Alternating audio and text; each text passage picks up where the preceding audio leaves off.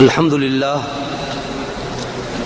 لله نحمده ونستعينه ونستغفره ونؤمن به ونتوكل عليه ونعوذ بالله من شرور أنفسنا ومن سيئات أعمالنا من يهده الله فلا مضل له ومن يضلله فلا هادي له وأشهد أن لا إله إلا الله وحده لا شريك له وأشهد أن محمدا عبده ورسوله أما بعد فإن خير الحديث كتاب الله وخير الهدي هدي محمد صلى الله عليه وسلم وشر الأمور محدثاتها وكل محدثة بدعة وكل بدعة ضلالة وكل ضلالة في النار. أعوذ بالله من الشيطان الرجيم. يا أيها الذين آمنوا اتقوا الله حق تقاته ولا تموتن إلا وأنتم مسلمون واعتصموا بحبل الله جميعا ولا تفرقوا. حمد و ثنا اللہ سبحانہ و تعالی کے لیے جو اس کائنات کا خالق اور مالک ہے.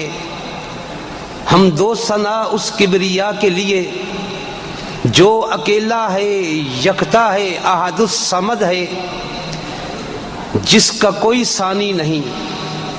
درود و سلام سید البشر ختم الرسل دانائے سبل جناب محمد الرسول اللہ صلی اللہ علیہ وسلم کے لیے.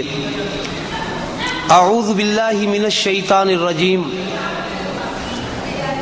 وقال اللہ تبارک و تعالی امن خلق السماوات والارض وانزل لكم من السماء ماء فانبتناه به حدائق ذات بہجہ ما كان لكم ان تنبتوا شجرها أإله مع الله بل هم قوم يعدلون. دروس کا سلسلہ جو شروع ہوا پچھلے درسوں سے شرک اور توحید کے بارے میں. ہمارے ایشیا کے اکثر لوگ یہ سمجھتے ہیں کہ شرک یہ ہے کہ ہم اللہ کو کہیں، کسی اور کو بھی اللہ کہیں، کہ ایک اللہ عرش عظیم کا مالک، اس کائنات کا خالق جو عرش کے اوپر مستوی ہے، ہم کہیں کہ ایک اور بھی اللہ ہے. اس طرح کا اسے کہتے ہیں شرک. شرک تو ہے بہت بڑا یہ، لیکن بھائی اس کے علاوہ بھی شرک ہے بہت ساری چیزوں کے اندر. ہم سمجھتے ہیں کہ ہم تو کوئی شرک نہیں کرتے، اللہ کو ایک جانتے ہیں، ایک مانتے ہیں، اسی کی نماز پڑھتے ہیں، اسی کے لیے روزے رکھتے ہیں، اسی کے لیے زکوٰۃ دیتے ہیں، اسی کے لیے حج کرتے ہیں. ہم تو کوئی شرک نہیں کرتے. بات سمجھنے کی ہے، شرک کی باریکیاں ہیں. حدیث کے اندر نبی علیہ السلام نے فرمایا شرک کی بہت باریکیاں ہیں. تو اس بات کو سمجھیے کہ پہلے دن سے جو ہم اقرار کرتے ہیں کہ اشہد ان لا الہ الا اللہ واشہد ان محمدا عبدہ ورسولہ، کہ اللہ تیرے علاوہ کوئی الہ نہیں، اس بات کی گواہی دیتے ہیں. اور گواہی دیتا ہوں میں اس بات کی کہ محمد صلی اللہ علیہ وسلم اللہ کے رسول ہیں. یہ دو گواہیاں دینے سے آدمی دائرہ اسلام کے اندر آتا ہے. سب سے پہلا اقرار یہی ہے کہ اللہ تیرے علاوہ کوئی الہ نہیں.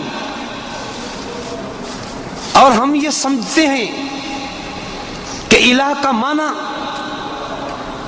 معبود برحق سچا معبود، معبود کا مطلب عبادت کے لائق، بھئی یہی سمجھتے ہیں نا، تو ترجمہ یہ کرتے ہیں ہم کہ اللہ کے علاوہ لا الہ الا اللہ محمد رسول اللہ صلی اللہ علیہ وسلم، اللہ کے علاوہ عبادت کے لائق کوئی نہیں، اور محمد صلی اللہ علیہ وسلم اللہ کے رسول ہیں۔ بالکل ٹھیک، صرف عبادت کے لیے الہ نہیں، الہ تو وہ ہے جو سارے کام سر انجام دے، وہ اس لائق ہے کہ اس کی عبادت کی جائے، اور کوئی ہے ہی نہیں۔ اس وجہ سے وہ الہ ہے کہ بگڑی بناتا ہے، مشکلیں ٹالتا ہے، زمین و آسمان کو پیدا فرماتا ہے۔ یہ جو آیت مبارکہ میں نے تلاوت کری آپ کے سامنے کہ امن خلق السماوات والارض وانزل لكم من السماء ماء فانبتنا به حدائق ذات بهجة ما كان لكم ان تنبتوا شجرها أإله مع الله بل هم قوم يعدلون۔ یہ سورہ نمل کی آیت نمبر 60 ہے تقریباً۔ اللہ سبحانہ وتعالی فرماتے ہیں کون ہے جس نے زمین و آسمان کو پیدا کیا اور آسمانوں سے تمہارے لیے پانی اتارا اور تمہارے لیے طرح طرح کے باغات اگائے، سرسبز و شاداب باغات اگائے۔ اور آگے فرماتا اللہ کہ تم ایک درخت بھی نہیں اگا سکتے،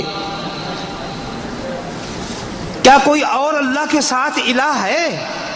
بات سمجھنے کی، یہ پوائنٹ سمجھنے کا ہے۔ اگر یہ سمجھ آ گئی تو اللہ کے فضل سے میرا یقین کہتا ہے کہ انشاءاللہ توحید سمجھ میں آ جائے گی، شرک کی بات سمجھ میں آ جائے گی۔ اللہ فرماتے ہیں کہ کوئی اور ہے جو یہ کام کرے، زمین و آسمان کو بنانا، تمہارے لیے آسمان سے بارش کا نازل کرنا اور سرسبز و باغات اگانا، تم میں سے کوئی ایک پودا بھی نہیں اگا سکتا؟ کیا اللہ کے ساتھ کوئی اور الہ ہے؟ کوئی الہ نہیں۔ اگر ہوتا تو یہ بھی کام کرتا۔ اگر ہم کہیں کوئی اور بھی ایسے کام کرتا ہے تو ہم نے تو اس کو الہ مان لیا نا بھائی، ہم نے اس کو الہ مان لیا۔ نمازیں بھی پڑھتے ہیں، روزے بھی رکھتے ہیں، بے شک اقرار بھی کرتے ہیں، لیکن پھر بھی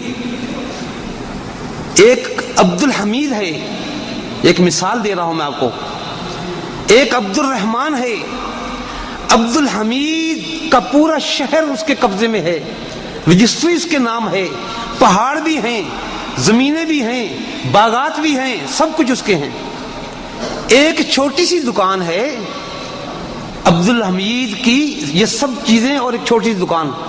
عبد الرحمن صرف اس چھوٹی سی دکان کے اندر پارٹنر ہے، نہ باغات میں، نہ زمین میں، نہ شہر میں، نہ اور کسی کام میں، نہ نہروں کے اندر، نہ دریاؤں کے اندر پارٹنر نہیں، چھوٹی سی دکان کے اندر پارٹنر ہے عبد الرحمن عبد الحمید کا۔ تو اس دونوں کو کیا کہیں گے؟ اور پارٹنر کہیں گے کہ نہیں کہیں گے؟ اللہ سبحانہ و تعالی سارے کام کرتا ہے، لیکن ایک جز کسی کام کا بھی اللہ کے علاوہ کا فلاں نے بھی کیا، فلاں بھی کرتا ہے، یہی تو پارٹنرشپ ہے، یہی تو شرک ہے، اور کیا ہے؟ تو اللہ سبحانہ تعالیٰ فرماتے ہیں کوئی نہیں جو ایک درخت بھی اگا سکے۔ کوئی ہے کوئی اور الہ اللہ کے ساتھ؟ درخت تو دور کی بات ہے، اللہ کی قسم ایک پتا بھی نہ کسی نے بنایا نہ بنا سکتا ہے۔ یہ توحید، ایک پتا درخت کا وہ نہ کسی نے بنایا نہ بنا سکتا ہے، نہ کو بنا سکتا ہے۔ اللہ سبحانہ تعالیٰ آگے فرماتے ہیں اسی سورہ کے اندر بہت ساری باتیں۔ اللہ سبحانہ تعالیٰ فرماتے ہیں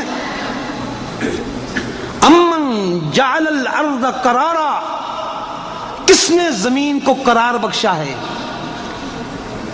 زمین کھڑی ہے پانی کے اوپر، سبحان اللہ، کبھی سوچیں، سوچنے کا مقام ہے۔ یہ یوں کیوں نہیں ہلتی جیسے پانی کے اوپر کشتی ہچکولے کھاتی ہے؟ اللہ کہتا ہے کس نے کھڑا کیا زمین کو؟ کس نے؟ وجعل خلالها انہارا، اور کس نے اس کے اندر دریا چلائے؟ وجعل رواسی وجعل بین البحرین حاجزا االہ مع اللہ۔ سبحان اللہ، دو دریا اور ہیں، دو پانی، کڑوا پانی، میٹھا پانی۔ اللہ کہتے کس نے روک لگا رکھی ہے اس کو، میٹھے اور کڑوے پانی کو؟ اللہ کا حکم سے کوئی دیوار نہیں جو زمین سے ہم پانی نکال رہے ہیں۔ کڑوا اور میٹھا پانی اللہ نے الگ الگ کر رکھا ہے، ہیں اکٹھے لیکن ایک دوسرے میں داخل نہیں ہوتے۔ اللہ کہتا کون ہے جو ایسے کام کرے، زمین کو ٹھہرائے رکھا اور پانی کو مکس نہیں ہونے دیا؟ بڑی کاریگری، بڑی کاریگری۔ کوئی ہے کو کرے؟ الہ مع اللہ، کوئی اور معبود ہے اللہ کے ساتھ؟ کوئی نہیں۔ پانی کو روک لگانا، پانی بنانا تو دور کی بات ہے، رب کبریا کی قسم ہے کائنات کا کوئی شخص ثابت نہیں کر سکتا، نوٹ کرو، کہ کسی نے ایک قطرہ پانی کا بنایا ہو۔ تو دعوے کیا ہیں؟ فلاں بیٹا دیتا ہے، بڑی بات کہہ دی، بیٹا درخت کا پتا بنا نہیں سکتا، یہ معبود کا کام ہے۔ پانی کا قطرہ بنا نہیں سکتا، یہ معبود کا کام ہے۔ اور وہ کہتے ہیں فلاں بیٹا دیتا ہے۔ ہمارے ہاں گجرات کے اندر، پاکستان گجرات کے اندر ایک بہت بڑی درگاہ ہے، وہاں پہ لوگ اپنی اولاد کا چڑھاوا چڑھاتے ہیں۔ کہتے ہیں کہ اگر بیٹا دیا، اولاد دی، بے اولاد لوگ جاتے ہیں وہاں پہ، کہتے ہیں اگر ہمیں اولاد ملی تو پہلی اولاد کا چڑھاوا یہاں پہ چڑھائیں گے۔ ان کا نام ہے دولے شاہ، شاہ دولے شاہ۔ غور کریں بات کے اوپر، ثبوت کے ساتھ بات کرتا ہوں، اور اللہ کے فضل سے کوئی ایسا افسانہ نہیں سناتا میں، حقیقت بات۔ وہاں سے لوگ منتا مانتے ہیں، نظر مانتے ہیں، حالانکہ نظر اللہ کے لیے، غیر اللہ کے لیے نہیں۔ نظر بھی الہ کے لیے ہے، رحمان کے لیے ہے۔ انی نذرت للرحمن صوما، میں نے ایک روزے کی نظر مانی ہے رحمان کے نام، غیر اللہ کے نام نظر نہیں ہو سکتی۔ یہی تو شرک ہے، اور کیا ہے؟ پارٹنر بنا دیا، اللہ کی بھی نظر اور غیر کی بھی نظر یہاں پہ پارٹنر بنا دیا۔ جیسے اس نے چھوٹی سی دکان کے اندر پارٹنر رکھا، لیکن پارٹنر تھا، بے شک پوری خدائی کسی کے پاس نہ ہو، نہ سمجھی جائے، ایک چھوٹے سے جز کے اندر اللہ کا پارٹنر بنا دیا۔ یہی تو شرک ہے۔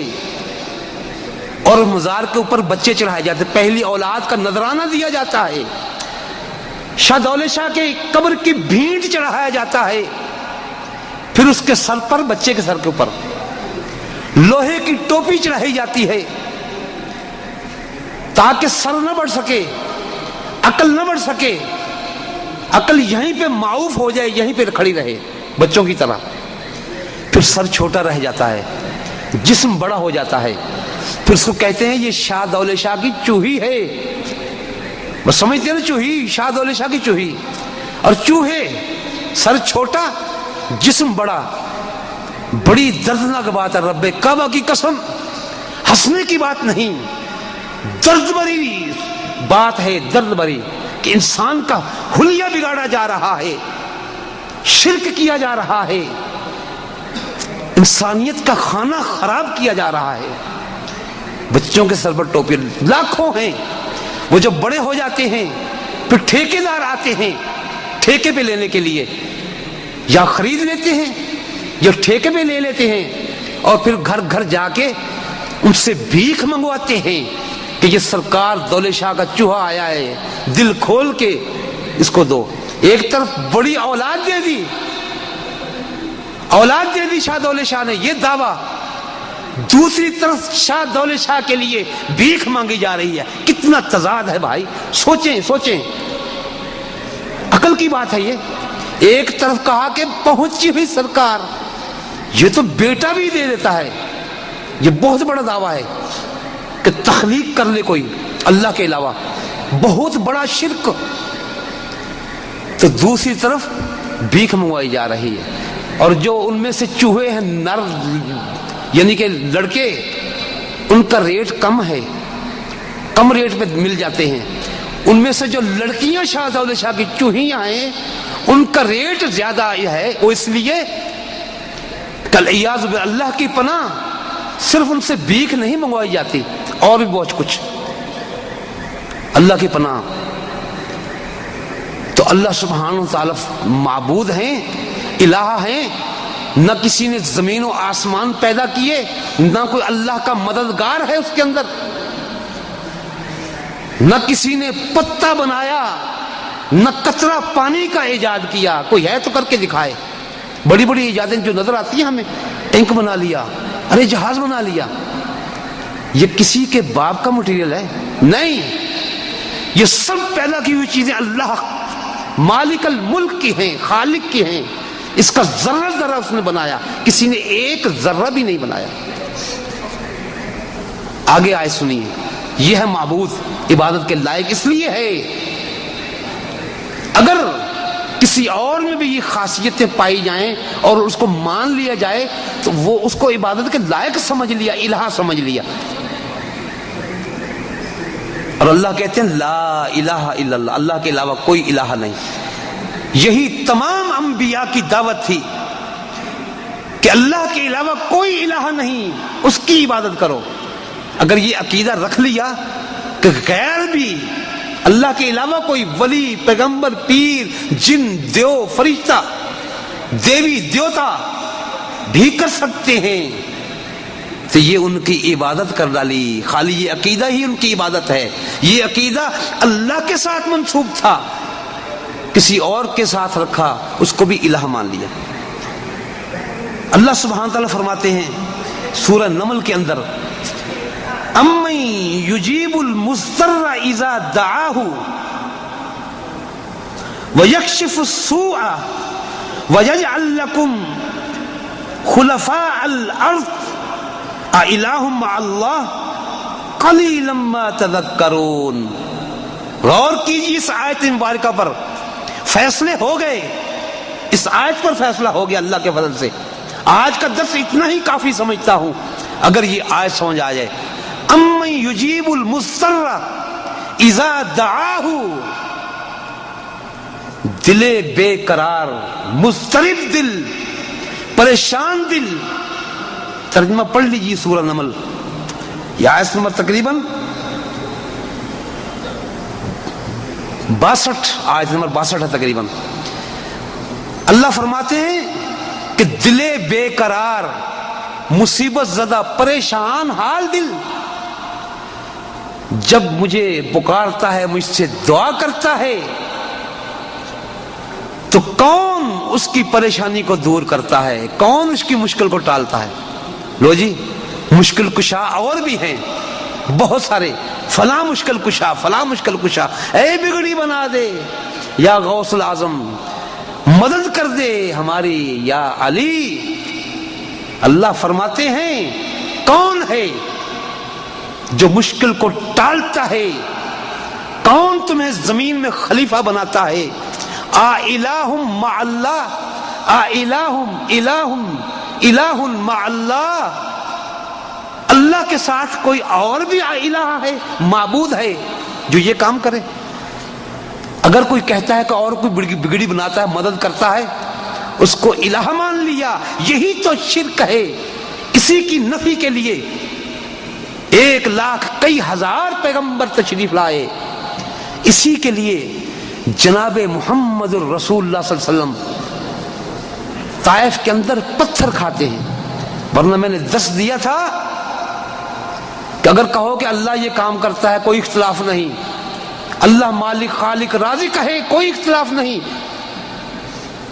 اللہ زمین و آسمان کو بنانے والا ہے، نہ کافر کا، نہ ابو جہل کا، نہ آج کے کافر کا، نہ مسلم کا، نہ کسی مسئلہ کا کوئی اختلاف نہیں۔ کہتا ہاں اختلاف تو اس وقت ہوتا ہے جناب محمد رسول اللہ صلی اللہ علیہ وسلم جیسے سید البشر سید الانبیاء کو لہو لہو اس وقت کیا جاتا ہے جب دوسرے الہوں کی نفی کرتے ہیں، جب یہ کہتے ہیں کوئی الہ نہیں۔